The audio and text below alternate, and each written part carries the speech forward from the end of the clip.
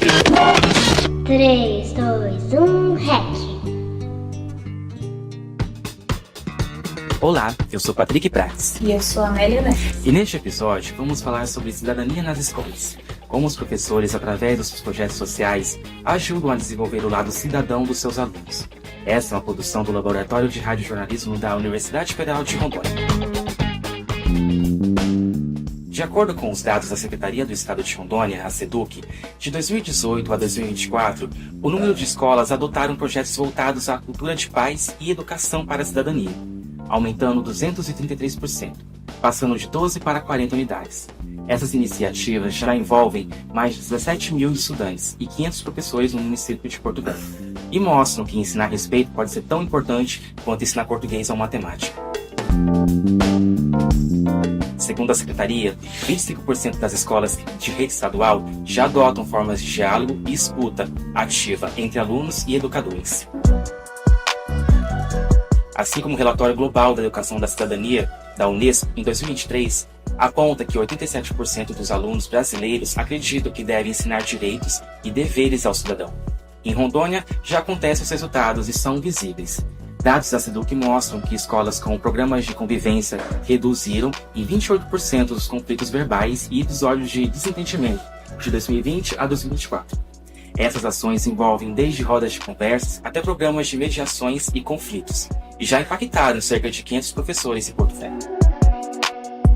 Também, no âmbito federal, como no Instituto Federal de Rondônia, IFRO Campus Calama, é um exemplo de como isso pode ser feito. Com ações coordenadas pelo professor Carlos Luz, alunos têm participado de atividades de inclusão, visitas a comunidades indígenas e propostas legislativas.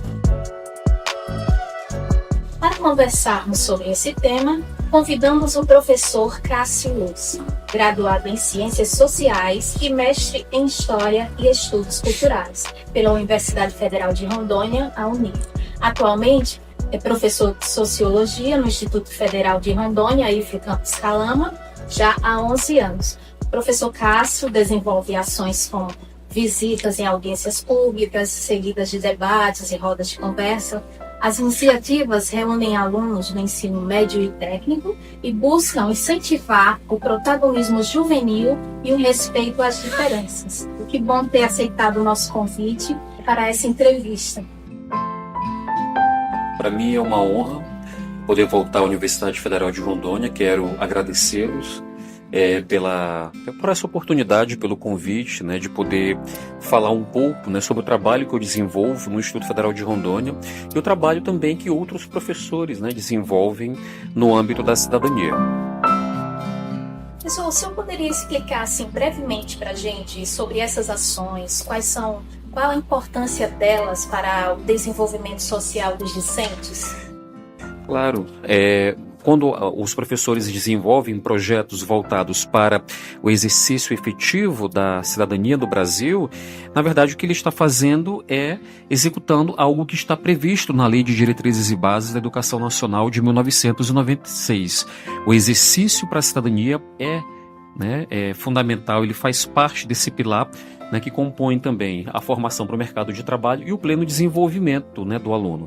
Quando a gente fala de pleno desenvolvimento, a gente está falando do desenvolvimento biopsicossocial desse estudante, como um ser biológico, como um ser psíquico, como um ser social. O governo federal tem projetos a nível nacional que incentivam e estimulam essas práticas voltadas para o exercício da cidadania.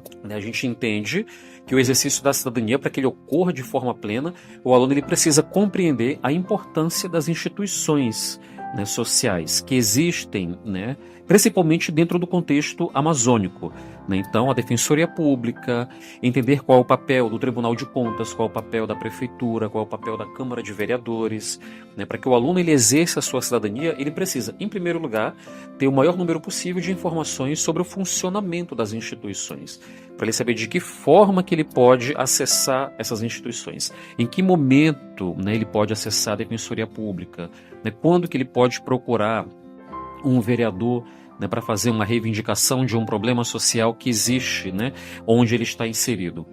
O IFRO eu e outros professores realizamos atividades como audiências públicas, né? Chegamos a conversar na semana passada, que há 2 semanas atrás os alunos assistiram, né, uma audiência pública sobre mulheres negras em espaço de poder, né, e a importância, né, dessas mulheres estarem organizadas politicamente para reivindicarem seus direitos, né? A Angela Davis já disse que quando uma mulher negra se movimenta, toda a estrutura da sociedade se movimenta junto com ela, e esse evento foi muito importante para que os alunos tivessem a percepção, né, o conhecimento de como que as políticas públicas são construídas de baixo para cima, né? Então, normalmente o Estado ele executa políticas públicas de cima para baixo. E quando a gente leva os alunos para audiências públicas, a gente quer mostrar para eles que também é possível se construir políticas públicas, primeiro ouvindo a sociedade civil, para que depois essas propostas transformem-se em políticas públicas concretas, né, sistematizadas pelo Estado.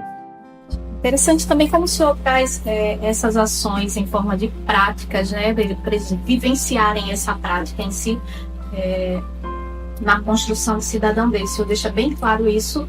E como é que o aluno recebe essas práticas e essas ações? Tem bom aceite, assim? Sim, sim. A sociologia, né, os direitos humanos, eu também trabalho com a disciplina de direitos humanos, são conteúdos teóricos, né? Só que a gente consegue, né, com muitos temas que são abordados no âmbito das ciências sociais, fazer com que os alunos reflitam, né, e compreendam o seu papel, né, mas o seu papel transformador. Né? Marx já dizia no século XIX, né, que os filósofos já tinham interpretado o mundo de diferentes formas, né, que cabia, a partir daquele momento, né, no século XIX, transformá-lo. Então, o papel das ciências sociais, das ciências humanas, é mostrar para o aluno como ele pode transformar a sociedade. Quais são os conhecimentos, né, que são importantes para que ele possa transformar a realidade social que ele vive, né, através de projetos de lei de iniciativa popular, né. Então eu trabalhei recentemente com os alunos do IFRO a apresentação de ideias legislativas no âmbito do Senado Federal, né, porque essas ideias legislativas, quando elas chegam a 20 mil apoios populares em 4 meses, elas passam a ser apreciadas pela Comissão de Legislação Participativa e Direitos Humanos do Senado Federal. E essa Comissão de Direitos Humanos vai analisar aquela proposta, e essa proposta ela vai passar por diferentes comissões do Senado, depois vai para a Câmara dos Deputados e posteriormente para a assinatura do Presidente da República, né? Então eu mostrei para eles ali, com essa atividade prática, como que eles poderiam, né, exercer a sua cidadania através de um instrumento, né, constitucional de participação direta, e pensando, né, em problemas sociais nacionais. Nós tivemos já algumas propostas que foram apresentadas no âmbito do Senado Federal, no link e-cidadania, que foram transformadas em lei, né? Inclusive a lei que garante o direito às pessoas com fibromialgia. Mostrei isso para os alunos, né, que essa lei ela surgiu de uma ideia legislativa que foi apresentada no âmbito do Senado Federal, dentro do link e-cidadania. Então o que eu quero mostrar para eles é que eles sequer precisam sair de casa para poderem exercer a sua cidadania, né? Como hoje praticamente todas as instituições sociais têm canais de diálogo aberto com a sociedade civil, seja através das redes sociais ou através de sites, né? Os alunos eles podem apresentar projetos de lei, eles podem discutir projetos de lei, eles podem participar de audiências públicas de diferentes formas, né? De diferentes maneiras. Esse exercício de cidadania, né? Ele pode ser imediato, mas ele também pode ser a longo prazo, né? E que a transformação do país depende, né, da participação efetiva deles, né, que não depende, né, de outras instituições. É importante que você tenha um apoio, mas qualquer cidadão pode apresentar uma ação popular. E mostrando para eles como que na prática, né, eles podem ir exercendo essa cidadania. De acordo com o Ministério da Educação, o MEC, mais de 38 mil escolas públicas no Brasil participaram de programas de formação de cidadania e cultura de paz, como, por exemplo, o programa Dinheiro Direto na Escola, o PDDE, que destina recursos financeiros para escolas públicas com o objetivo de fortalecer essas instituições, junto com as famílias e alunos, através de projetos que promovam a cidadania e a democracia, que é o que a gente está abordando aqui hoje. Olha só que legal, professor, a gente conseguiu uma entrevista com uma professora e com um aluno do IFRO. Ela é professora da escola Padre Chiquinho, aqui de Porto Velho. Ela diz o seguinte, abre aspas: quando introduzimos alunos em eventos que promovam cidadania, não só teorias, mas práticas, a escola desperta neles um senso de responsabilidade. E eu, como educadora, me sinto feliz em ver os alunos se escutando mais, resolvendo seus problemas com diálogos. não só entre eles, mas com os professores também, fecha aspas. Daí vem o Jadson Gabriel Ferreira dos Santos, do 3º B, é um dos seus alunos. E ele disse o seguinte, deixa eu achar aqui, abre aspas. Foi transformador. Nunca tinha visto de perto essa vivência e me trouxe uma visão sobre o sistema judicial, fecha aspas. A gente perguntou para ele como que o senhor tinha levado eles, né, para conhecer. E ele também participou desse projeto de mulheres negras no poder. Daí, professor, com isso eu te faço uma pergunta. Professor, o senhor acredita que cidadania é um dos caminhos principais para transformar a educação brasileira? A cidadania ela é importante não somente para transformar a educação, mas a sociedade brasileira como um todo, né? Sobretudo quando a gente trabalha a questão da cidadania no contexto amazônico, né, ela é fundamental para que a gente faça com que o aluno pense, né, esse lugar que ele vive. Então, como cidadão amazônico, ele precisa se preocupar com a questão indígena, com a questão quilombola, com a questão ribeirinha, né, porque a gente faz, né, nós moramos numa região que existe uma diversidade cultural riquíssima, né? Nós temos muitos grupos étnicos, né, na Amazônia. Então, quando a gente fala da questão da invisibilidade social e de como esses projetos voltados para o exercício da cidadania eles são importantes, é justamente isso, né? É mostrar para os alunos que para que eles possam lutar, né, pelos povos, né, pelos grupos marginalizados, excluídos, oprimidos, eles precisam conhecer esses grupos e conhecer quais são as lutas, né, quais são os objetivos desses grupos. Quando a gente fala na cidadania, é exatamente isso, é primeiro tirar aquele problema de uma situação de invisibilidade, como diz Milton Santos, né, de Jamila Ribeiro, reconhecer quem são os grupos que estão com as suas cidadanias mutiladas, né? Nós temos grupos no Brasil que têm as suas cidadanias integrais, efetivadas, e grupos que têm as suas cidadanias mutiladas, né? Que é uma expressão do geógrafo Milton Santos. E reconhecer para que a gente pense, a partir desse momento, o que nós podemos fazer por essas pessoas, através de ações populares, através de ações civis públicas, através de projetos de lei de iniciativa popular, cobrando o poder público municipal, estadual, né? Políticas públicas que de fato integram essas pessoas no contexto social. E é óbvio que são muitos grupos que dependem, né, desse esforço coletivo social para que de fato seus direitos sejam garantidos. Então a cidadania ela não somente transforma a educação no Brasil, mas ela transforma a sociedade. Transforma a educação porque permite com que os alunos possam desempenhar seu papel político, né, no âmbito social, e transformam a sociedade a partir do momento que eles exercem esse papel. Professor, quantas ações são feitas e qual a quantidade de alunos que já participaram lá no IFRO com as suas ações, com as suas iniciativas?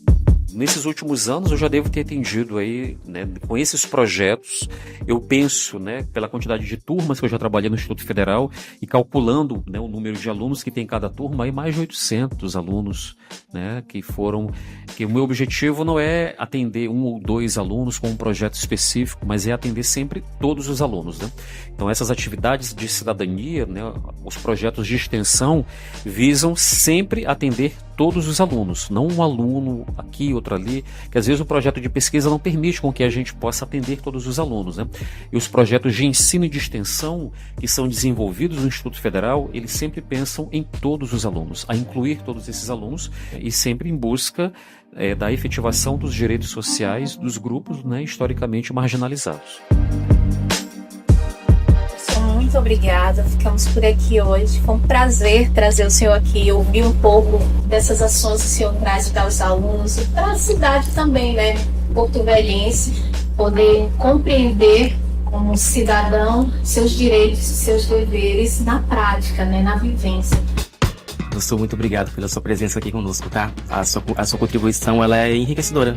Eu que agradeço o convite mais uma vez e para mim é muito bom retornar ao NI, né? Sempre é muito bom retornar a uma instituição que eu frequento desde 1987, que eu fiz graduação, que eu fiz mestrado e que eu pretendo fazer o doutorado também aqui, né? Então, muito obrigado pelo convite e estou à disposição para participar de projetos futuros. Então, é só me chamar que eu venho. Muito obrigado.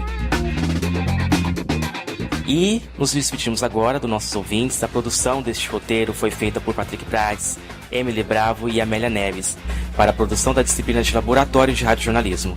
O meu agradecimento por sua audiência, um forte abraço e até mais.